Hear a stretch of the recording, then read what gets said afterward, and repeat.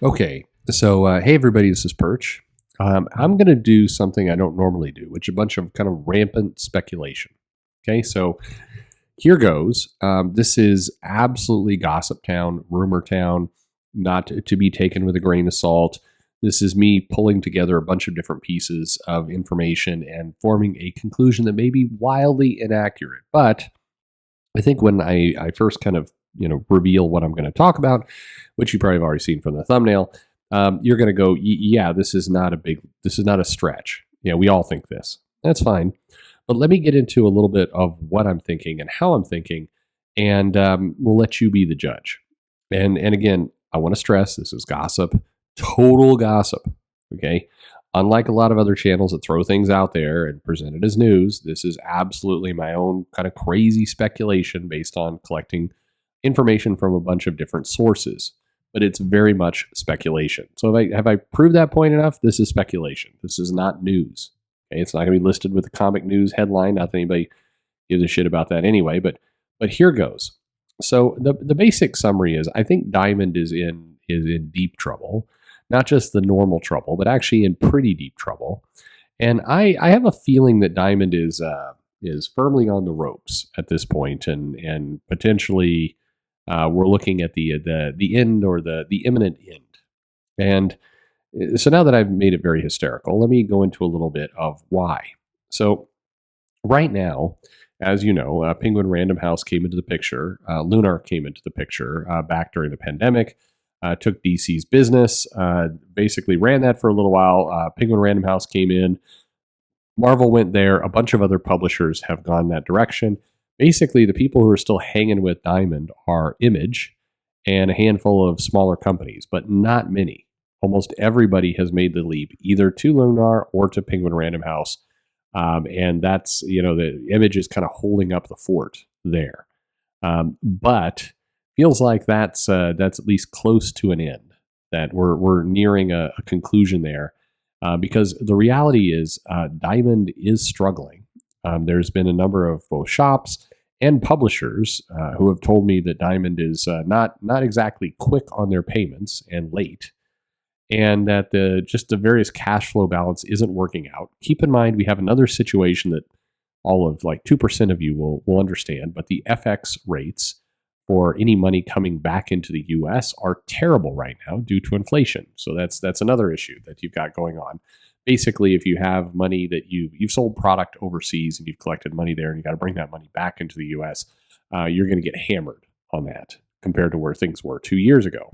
So it's a major problem for U.S. companies. It's one reason why people are howling about a lot of what the Treasury Department and a lot of what the Biden administration is doing in terms of our money. It's causing some serious problems for corporations, not just billionaires, but actually people who are just trying to do international business.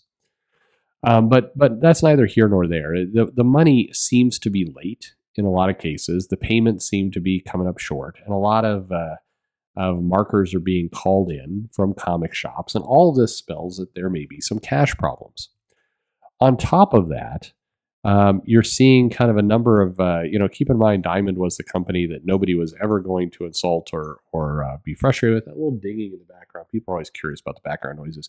That's my dog Luffy, who just came into the room with the little jinkling necklace. And yes, he is the king of the pirates. So anyway, he's hearing me talking. I wonder what's going on. So Diamond was basically got a lot of criticism over reduced shipping fees. So it's basically was meant to reduce shipping fees to stores by 40%, and that's one way they're trying to kind of hold on to things. The mail that we got was, "Dear Diamond customer, as you no doubt have heard, after implementing several cost savings measures, in both our home office and distribution centers, Diamond will be reducing the UPS freight charges on print material by 20% this April and an additional 20% off the current rate in July for a total reduction in UPS freight charges of 40%. And this was something, some news that had come out, and basically proving that Diamond, making the case that Diamond is the one distributor that's really reinvesting and promoting the direct market. But it's been, there's been a lot of angst and frustration about this move. Arguably, this is a good thing. It also feels a bit like a desperation thing. So why desperation anyway? So number one, it's Diamond trying to win back business. Number two, no matter how much a company says they're cutting costs and that they're now more optimal, knocking 40% off of freight over the course of a couple months when a lot of shops know that you're struggling a little bit financially screams desperation. It also screams that you were marking up the shipping significantly. This has been one of the dirty secrets over the years. They believe that Diamond was just far, far more expensive. And as Lunar and Penguin Random House came into the picture, it became even more clear that Diamond's rates were overly high. So now the idea of, hey, we're going to reduce rates is basically admitting in a lot of people's eyes that you've been gouging them for years. And that's how it's being taken.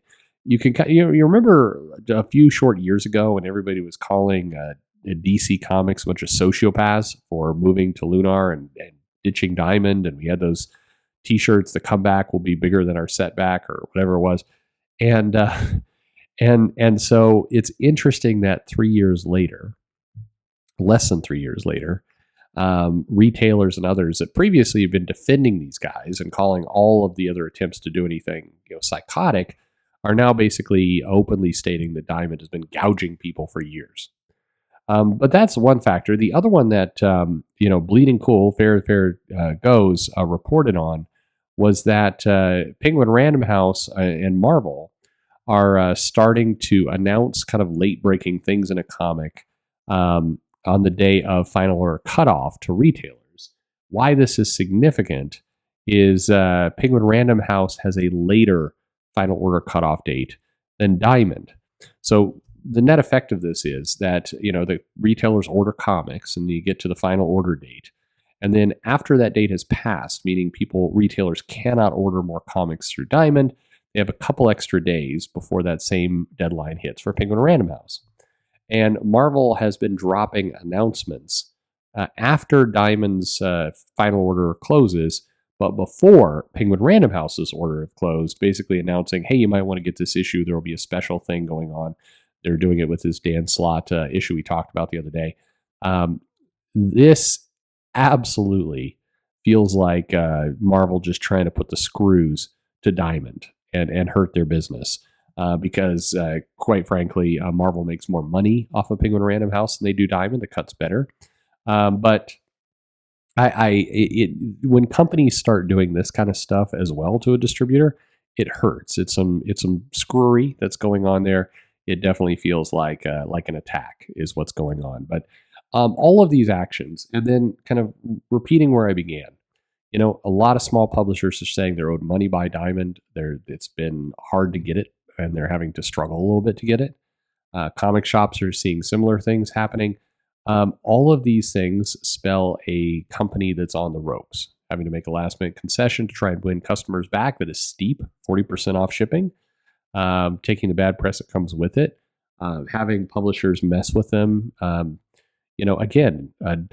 Diamond is living right now from Image's exclusivity. If that topples, Diamond topples. So I think Diamond's in significant trouble. That's my belief. And I think over the course of this year, you're going to have a serious restructuring. You have the money coming in from somewhere, and you're going to see them clinging onto publishers with everything they have. And if that starts to topple, that's going to be very bad news for them. But again, I'm speculating, total rumor town, but that's what I'm seeing. And, let me know what you think. And we'll see where this all goes down. It'll be a very interesting 2023, that's for sure. Thanks for listening.